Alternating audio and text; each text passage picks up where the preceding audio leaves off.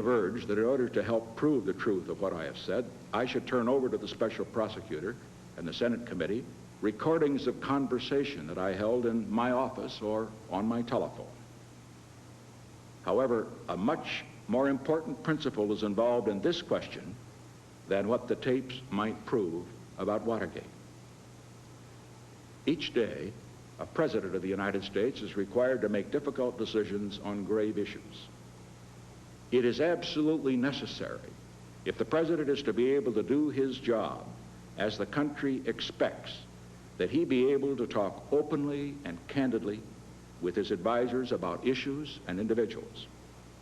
This kind of frank discussion is only possible when those who take part in it know that what they say is in strictest confidence. Confidentiality, national security, and separation of powers. These were the issues on which President Nixon refused to release his tapes. I am certain that the doctrine of the separation of powers does not impose upon any president either the duty or the power to undertake to separate a congressional committee from access to the truth concerning alleged criminal activities. I was in hopes that the president would accede to the request of this committee for these tapes and these papers. The president's credibility was losing ground under public attack as he refused to turn over his tapes and was forced to jettison his top staff.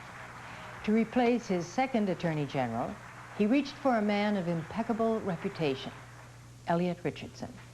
If there are flaws, they are in ourselves, and our task must be one, therefore, not of redesign, but of renewal, of reaffirmation especially of those standards for ourselves in which all of us believe. I'm grateful, Mr. President, for the charge you have given me to take part in that task of renewal and reaffirmation. Thank you very much.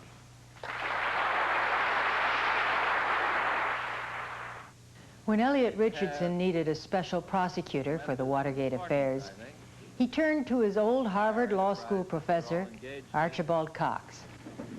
Somehow we must restore confidence in the honor, integrity, decency of government. Mr. Cox will have full independence as far as I'm concerned.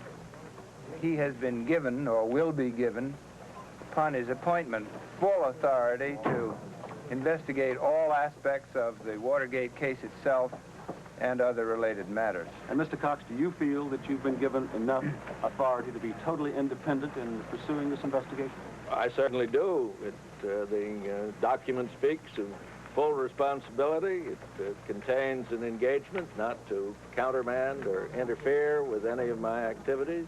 What if this trail leads into the Oval Office at the White House? Well, as I replied then, the trail should be followed wherever it leads.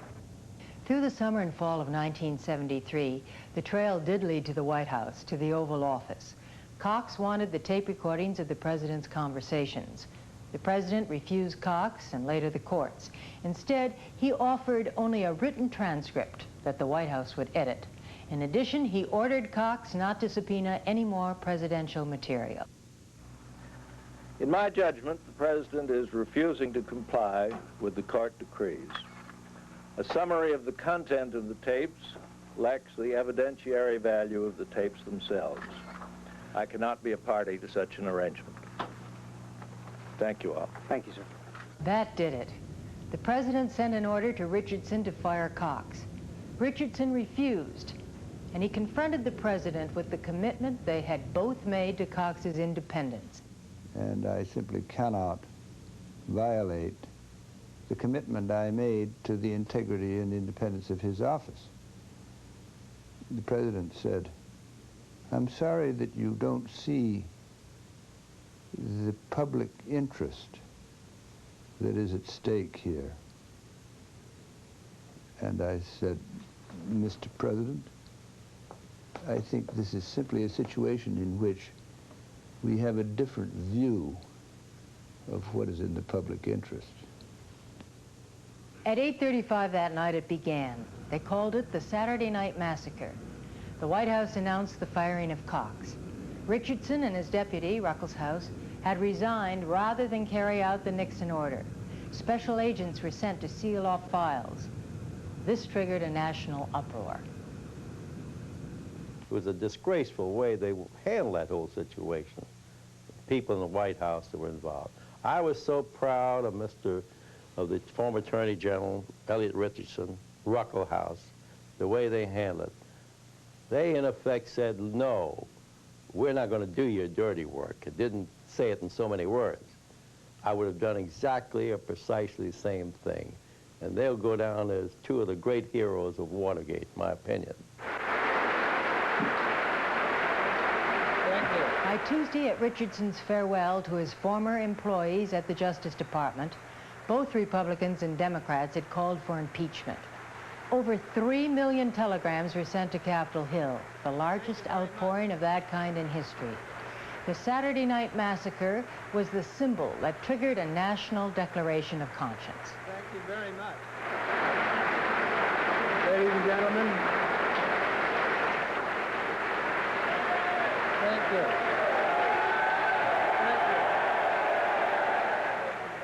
By the same afternoon, the president reversed himself, and he sent his lawyer to agree to turn over the 9 tapes Cox had sought through the courts.